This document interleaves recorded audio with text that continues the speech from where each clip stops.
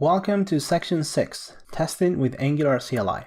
In this section, we're going to talk about why testing is important and how it's used in your day-to-day development. Then, we're going to look into unit tests and how the Angular CLI helps us write them and run them. We'll then move to end-to-end tests, and we will look into some more advanced end-to-end testing techniques. Finally, we'll talk about code coverage and how metrics help you keep your app healthy. Testing in practice. When we implement a new feature, we might just write the code, open our app, and manually verify that it behaves like we want it. We don't go over all the options and features in the interface, just the new one. Manually verifying all the features every time we make a change to the app will waste a lot of time. We might think that working code will never break, but the reality is that it often does. Changes in dependencies, the runtime environment, or simply a teammate making a change in a different part of our app might break the software inadvertently. We have different ways of testing software. The smallest tests that we can write are called unit tests, and they test a single piece of the software in isolation. These tests run very fast, and they only depend on the application code.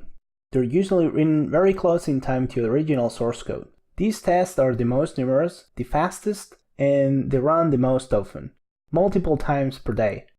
One level higher, we have integration tests. These tests are less isolated, since their job is to test the integration between multiple components of the software. They're slower to run, and they don't run as often as unit tests. Another level higher, we have end-to-end tests. These tests are less common and run slower than the rest. They work by running the entire app and acting as a user, verifying aspects of the user interface against some acceptance criteria. They are the slowest, and they are run even less often than integration tests. These tests, just like our users, don't interact directly with the code. They use the user interface for that.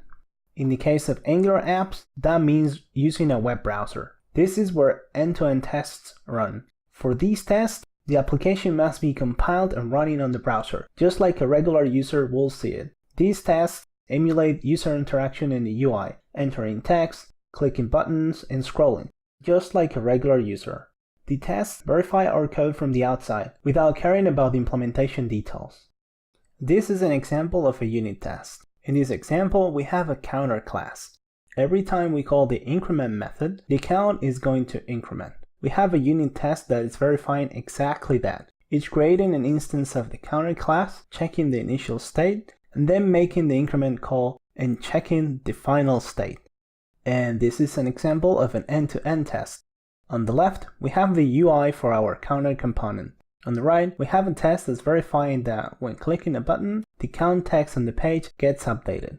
As you can see, this test is higher level and doesn't care how the counter was implemented, just that the user interaction fits our criteria.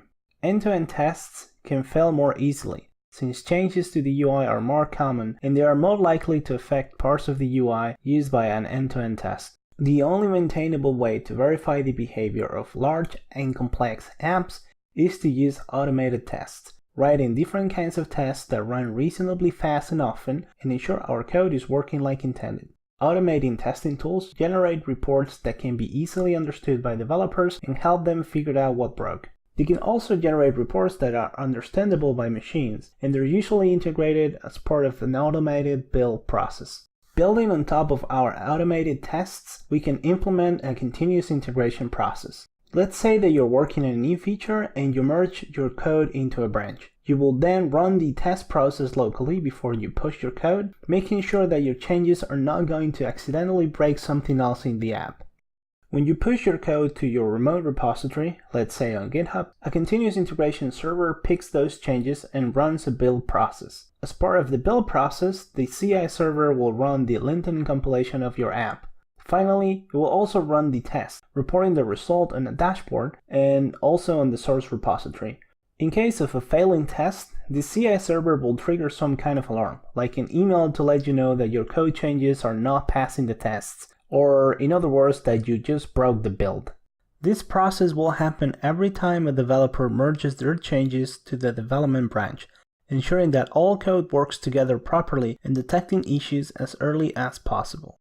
It follows naturally that if we have an app with an automated build and test process, we're pretty sure about the quality of it, And we could also automate the deployment process so that all the code with the new changes that pass the tests are automatically deployed to some environment like QA, staging, or even production. This technique is called continuous delivery and is used all around the software industry.